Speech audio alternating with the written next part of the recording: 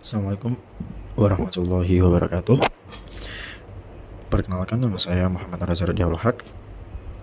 Saya dari TI 2023F. Pada video kali ini kita akan membahas Virtual Private Network Office to Office, di mana kita akan mensimulasikan cara VPN Office to Office dan mengemulasikan VPN Client to Office dari guide ini di JNS3, di mana kita akan menghubungkan customer A melalui jaringan routing SPF, di mana kita ibaratkan itu sebagai ISP untuk ke customer B. Oke, seperti kita sudah punya topografi seperti ini. Oke, kemudian kita akan menghubungkan dua perusahaan A yang seluruh network terhubung dari router 1, router 2, dan router 3 dan 4 di advertise menggunakan protokol routing dynamic SPF. Oke, kita langsung saja ke router pertama untuk mengetahui settingan-settingan. Oke, sebelumnya saya sudah melakukan setting untuk keseluruhan, jadi kita tinggal review. Saya akan review aja keseluruhan setting yang saya terapkan. Oke, di router pertama kita sudah punya setting IP address seperti ini. Kita add IP address satu yang pertama nanti untuk gateway dari router customer A, kemudian untuk routing ISPF yang akan kita lakukan. Kemudian di router kedua kita bisa berpindah ke router kedua.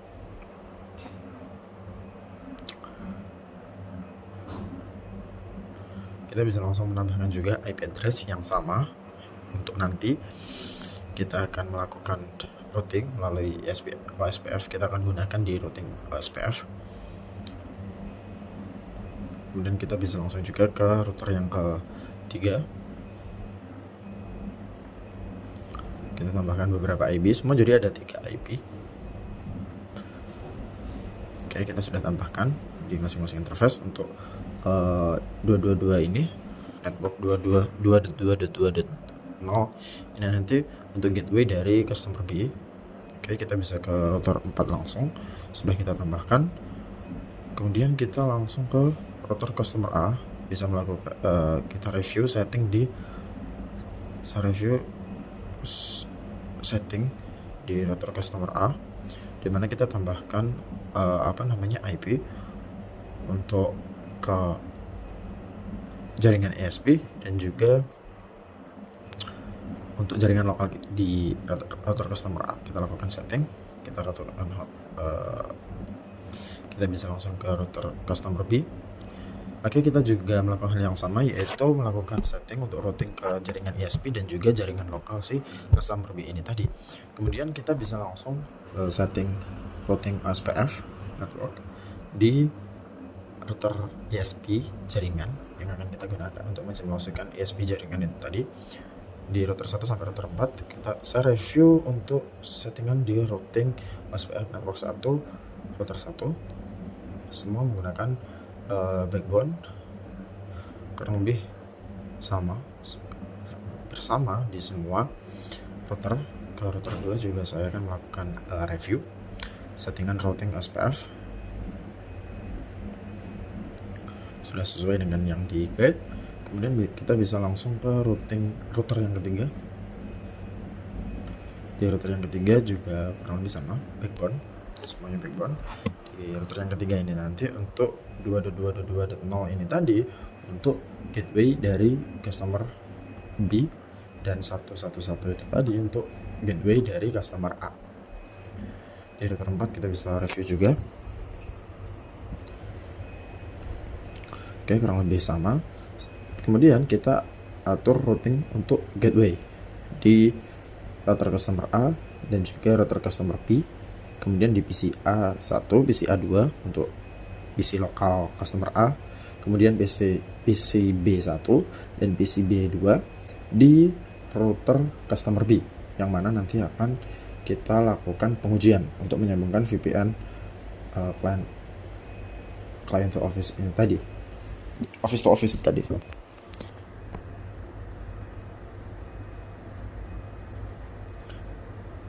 Oke, kemudian kita bisa langsung melakukan di router customer A. Oke, kita ke router customer A, kita akan menambahkan route dari destination address-nya untuk 0000 dan destination source-nya kita dari satu gateway-nya, ibarat kita pintu masuk. Oke, saya review settingan yang sudah saya terapkan. Oke, saya punya destination address 1.1.1.0.0.0.0, kemudian gateway-nya 1.1.1.1 di urutan yang paling atas. Kemudian saya juga akan lanjut ke customer A. Sorry, tadi customer B, kemudian ini kita bisa lihat juga di customer A sama. Oke, customer A, kita akan ke customer B. Oke, destination address 0000, gateway-nya 222.3. Oke, kemudian kita akan menggunakan router perusahaan, menggunakan share IP public router perusahaan menggunakan firewall NAT. Saya akan review settingan yang sudah saya terapkan. Oke, chain SRSNet, actionnya Mosquito Red, kemudian out interface-nya dari Ether 1.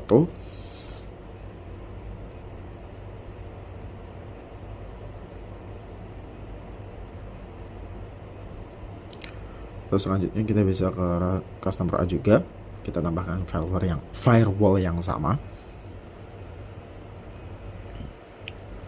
Kemudian saya bisa ke router customer A untuk melakukan ping. Kita ping gateway-nya ke router ke ISP jaringan, kemudian kita lakukan ke perusahaan B, customer B. Kemudian kita bisa lihat di sini pingnya berhasil. Setelah itu kita bisa ke client customer B, PC client customer B. Oke, sudah berhasil juga. Berarti routingnya, intinya line perjalanan paket dari nyambung semua berhasil untuk routingnya. Kita trace route. Selanjutnya kita bisa trace route di 2.2.2.0 dari 10 ke customer B. Oke, bisa kita lihat lewat routing OSPF yang kita setting tadi. Kemudian trace route untuk PC client. Oke, sudah berhasil. Ini kita pakai VPN ya. Ini VPN yang saya setting tadi masih aktif, jadi coba kita matikan terlebih dahulu VPN-nya di settingan kliennya, kliengan PPTP servernya.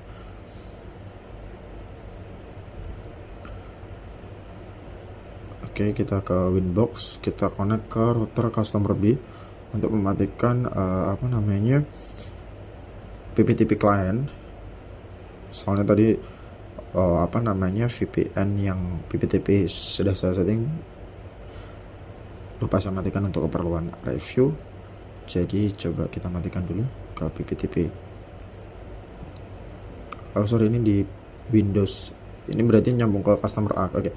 Kita ke Windows yang nyambung ke customer B. Oke, tadi masih ke Windows customer A.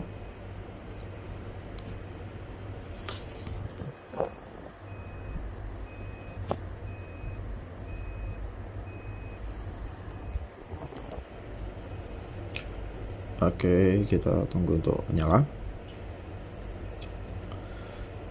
Jadi kalau kita pakai VPN, ibaratnya kita nembak langsung dari klien customer A ke customer B.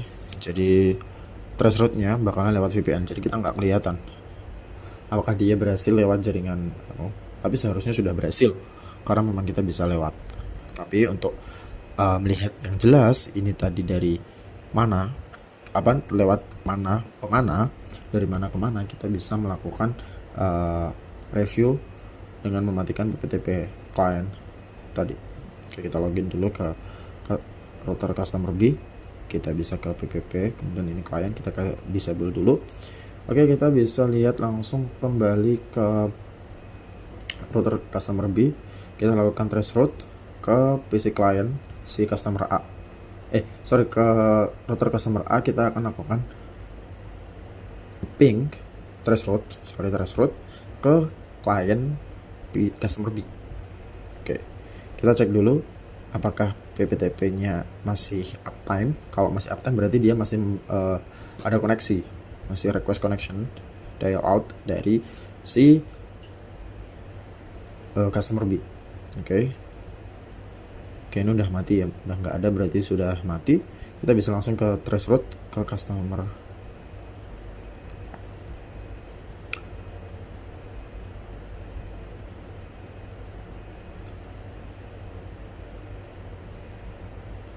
Kita mana tadi? Ini kita lakukan ke destination 3 yaitu PCB 1 192.168.2.11. kita lakukan traceroute.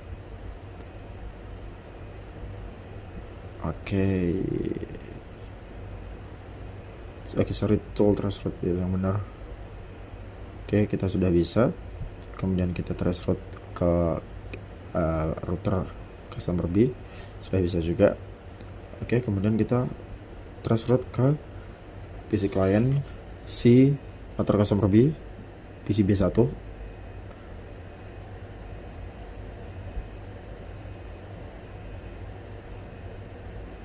Aduh, bisa nih.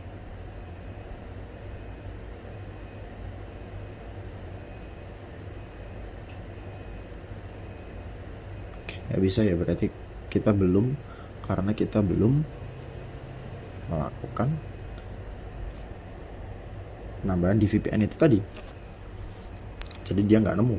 Oke, kemudian kita bisa langsung ke melakukan setting PPTP client dan server, PPTP server di customer A dan PPTP client di customer B, agar dari client di masing-masing jaringan ini tadi bisa melakukan connection, bisa menemukan tujuan yang dimaksud dengan menggunakan PPTP client. Jadi kita nembak langsung, nggak perlu lewat langsung dengan memanfaatkan jaringan publik, satu IP publik untuk router customer A dan satu IP publik di customer B untuk melakukan connection. Kita login ke si router customer A terlebih dahulu. Oke, kita setting PPTP server seperti ini, settingnya default kurang lebih, nggak ada yang diubah-ubah. Kemudian secret kita buat user, di mana usernya kita kasih nama user 1, passwordnya kita kasih ABC saja. Local address dari PPTP server itu tadi di 10.10.10.10.1, kemudian remote addressnya itu di 10.10.10.2. Jadi itu nanti dua IP ini yang akan kita gunakan sebagai pintu masing-masing untuk menyambungkan. Oke, kita sudah enable, seharusnya bisa. Tinggal kita ke PPTP client untuk melakukan enable profile yang kita buat tadi untuk melakukan dial out. Oke, kita ke customer B. Tadi saya sudah melakukan menerapkan setting untuk profile yang kita disable di awal tadi, jadi kita tinggal reactivate lagi, kita tinggal enable lagi. Oke, kita sudah punya PPTP out user 1 password ABC. Oke, kemudian kita tinggal enable aja. Kita ke PPTP interface PPTP client PPTP client enable, yes, enable di PPTP out 1 untuk profile PPTP out 1. Oke, kita udah aktifkan. Oke, kita ceknya di router customer A. Kita cek di router customer A, cek di winbox customer A. Oke, ini dia udah langsung ada interface yang meminta connection.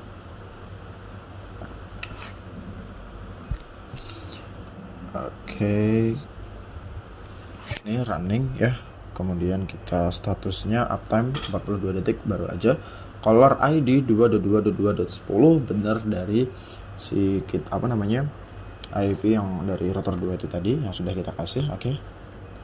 Transaksi semua sudah ada. Kemudian kita selanjutnya akan melakukan kita tambahkan routing tadi. Sorry lupa untuk review router ini tadi, review routing dari ini tadi 10.10.10.2 untuk kita jadikan routing dan gateway-nya.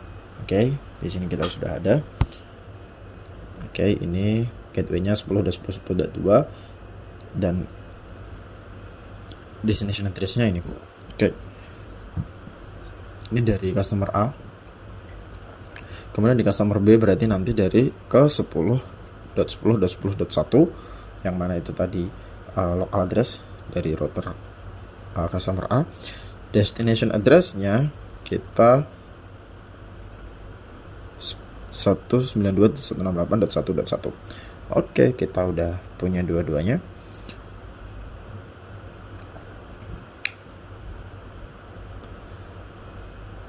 Oke, kita sudah melakukan setting. Nah, kita sudah trace route tadi di awal sudah bisa. Nah, setelahnya kita akan melakukan path forwarding, di mana kita akan install Apache server di PC A1 untuk serve atau untuk menjalankan server Apache sederhana yang akan menampilkan web sederhana.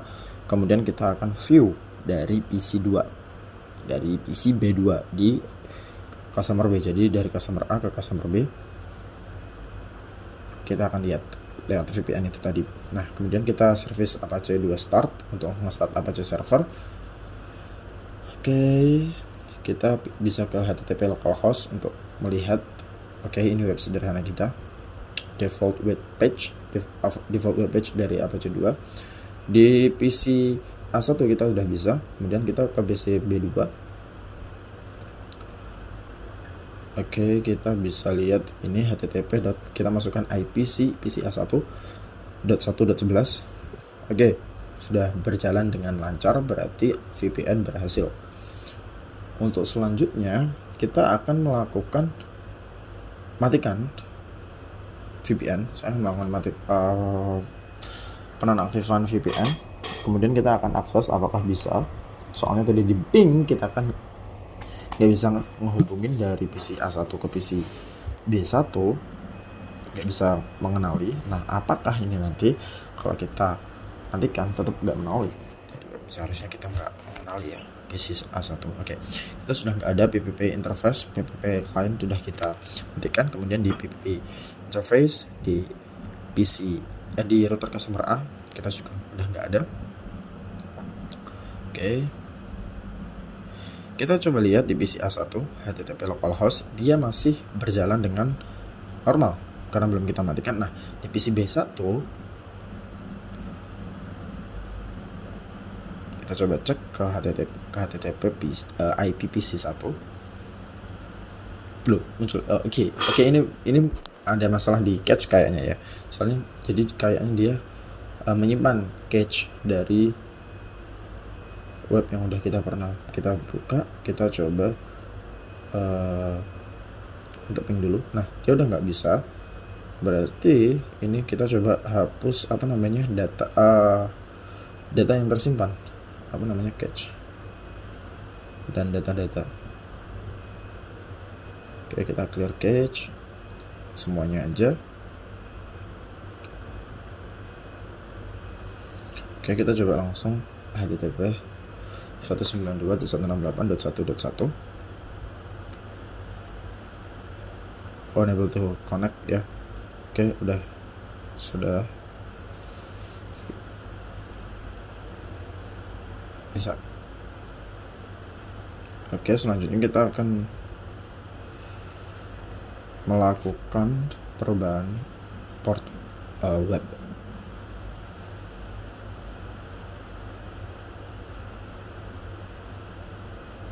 Kita ke IP service. Di sini kita akan merubah portnya menjadi 80 80 80.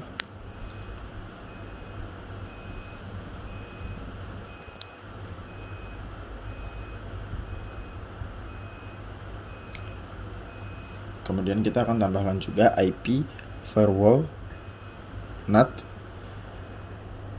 yang mana destination address-nya pada customer A.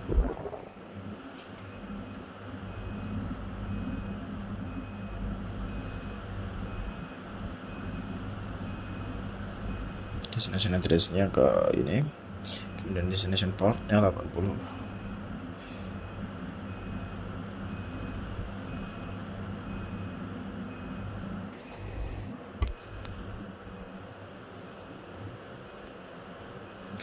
Oke, protokolnya kita pakai TCP. Protokolnya kita set ke TCP to address 192.168.1.11 yang mana itu nanti ke PC A1. Oke. Kita enter, kita bisa firewall NAT print. Oke, udah ada. Nah, kita coba.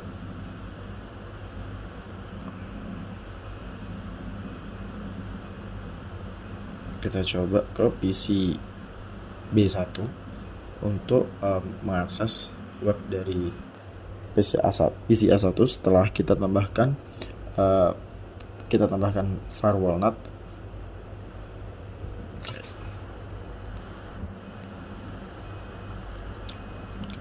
Kita rubah port web di settingan MikroTik customer A, dan jika kita tambahkan firewall NAT di router customer A, apakah bisa? Oke, masih nggak bisa. Oh, tadi kayaknya ada perbedaan. Jadi di apa namanya?